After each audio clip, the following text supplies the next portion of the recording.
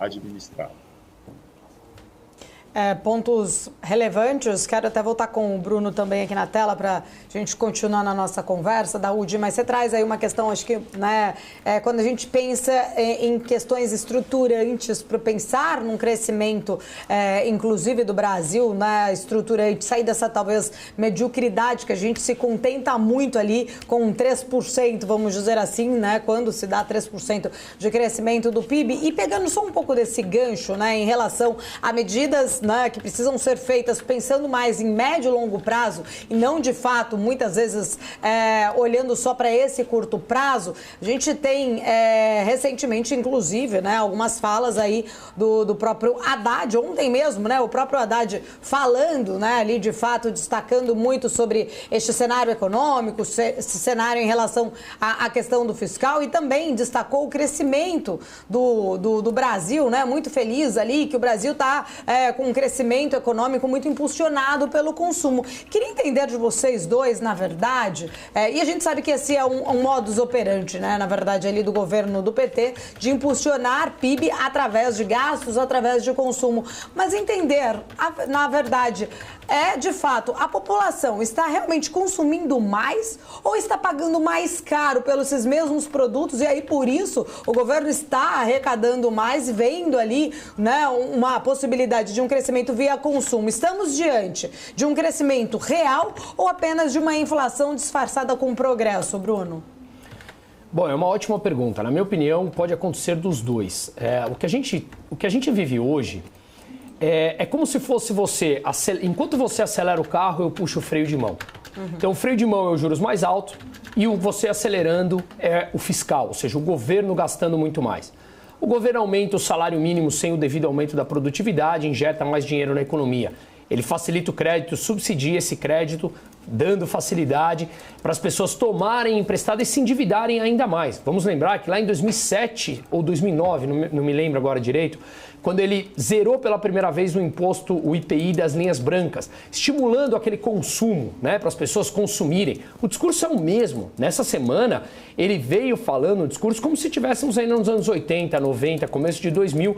Só que as dívidas das famílias e das empresas brasileiras subiram substancialmente frente ao que era há mais de uma década atrás. As pessoas já estão com uma dívida muito grande. Por volta de 85% das famílias brasileiras estão endividadas, diferente do que era 15, 20 anos atrás, quando ele começou a fazer esse estímulo, que é a forma como o PT sabe governar, injetando crédito na economia. Vamos lá, gente, se alguém chega agora aqui e distribui 10 milhões de reais para cada um de nós, é claro que você vai ter uma sensação de falsa riqueza. E eu falo falsa porque no curto prazo você está realmente mais rico. Só que daqui a alguns dias alguém chega para você e fala, você vai ter que me pagar esses 10 milhões corrigidos por juros. E aí você vê em maus lençóis porque você já gastou grande parte daqueles 10 milhões. Em paralelo a isso, nós temos uma população que não tem, basicamente, educação financeira. Então é claro que quando te dão um consumo maior, uma taxa de juros mais baixa estimulando o teu crédito, e o presidente vem em todas as redes de televisão falando abertamente que ele precisa fazer o dinheiro circular, as pessoas e famílias precisam gastar dinheiro, ele sabe que isso estimula o PIB no curto prazo. Então aquelas pessoas que não conseguem entender a parte técnica e econômica, fala, ora Bruno, ora Daúde, então a economia está crescendo, cresceu 2,9% ano passado, esse ano vai crescer por volta de 2,5%, então você está redondamente enganado. Mas calma, a que maneira, a qual custo você está crescendo? E o custo desse crescimento é altíssimo no médio prazo. É o custo de famílias endividadas, de empresas endividadas, de um endividamento maior do Estado, porque está subsidiando crédito para cima do que seria a demanda natural. Portanto, tudo isso tem um custo. E na economia, esse custo se chama inflação. E essa inflação, ela é o imposto mais perverso do mundo. É o que mais coloca pessoas na pobreza e, pasmem, não precisa da aprovação de nenhum legislativo. O governo inflaciona a sua moeda, eles arrecadam mais, te dão 5 e tomam 10 sem que você perceba. E para finalizar aqui, para não estender muito no meu comentário, desde as falas de ontem do Haddad e das falas de hoje, nós estamos vendo a curva de juros sendo negociada no mercado, principalmente a de curto prazo, já precificando a necessidade de um aumento da Selic.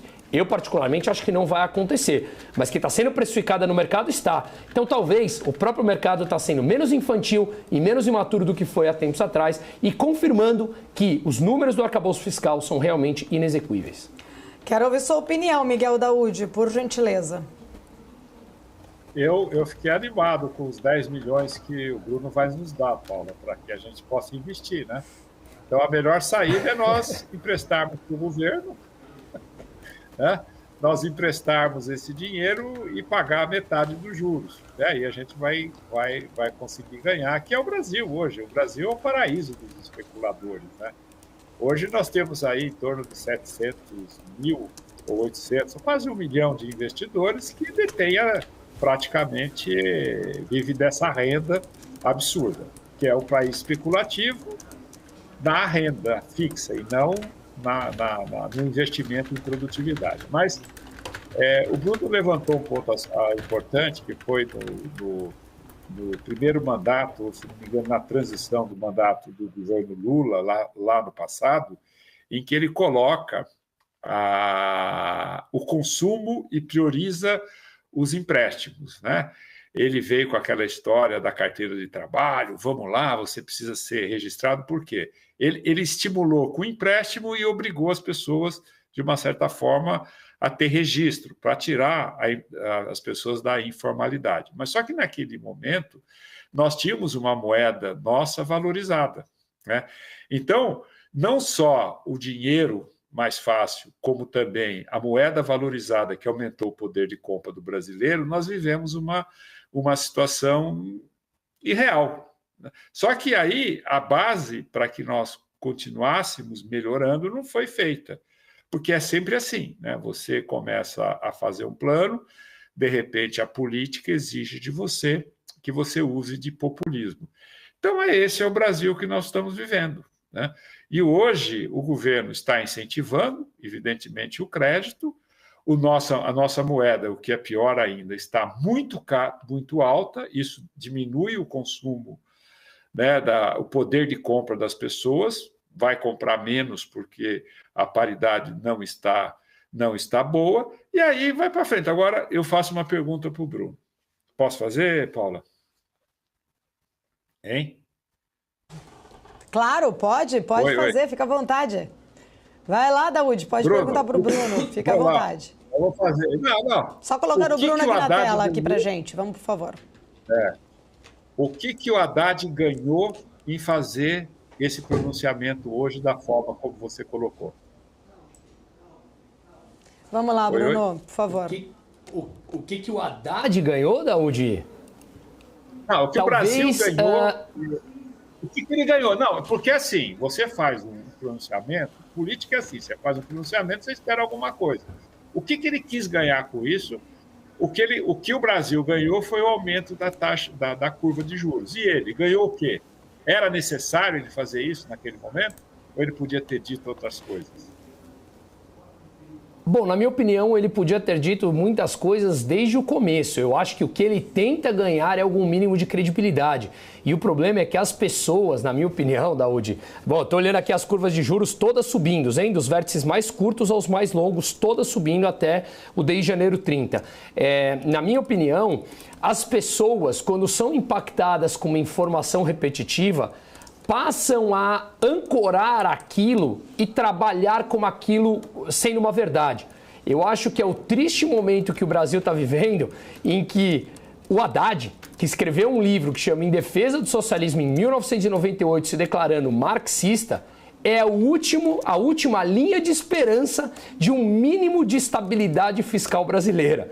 Então, óbvio que eu estou sendo irônico aqui, porque, na verdade... sim, ele é o único que vem minimamente defendendo a possibilidade de respeitar o arcabouço fiscal. Só que ele vem fazendo completamente errado. Ele vem fazendo pelo lado da receita, zero do lado de corte, ou quase zero. Então, Daoud, na minha opinião, o único que ele tentou ganhar é credibilidade. Infelizmente, você vê ainda algumas pessoas do establishment que dão amparo e bate palmas para isso, né?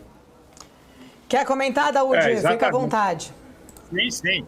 Não, até provoquei o Bruno em relação a isso, mas o Haddad não precisa fazer isso, né? Não precisa. O que ele precisa é transmitir tranquilidade na gestão do Estado, confiança. Ele precisa adquirir confiança, não dele, mas do governo. Ele, como ministro da Fazenda, ele automaticamente é a confiança, né, do governo. Ele não precisa ganhar confiança. Quem precisa ganhar confiança é o Brasil.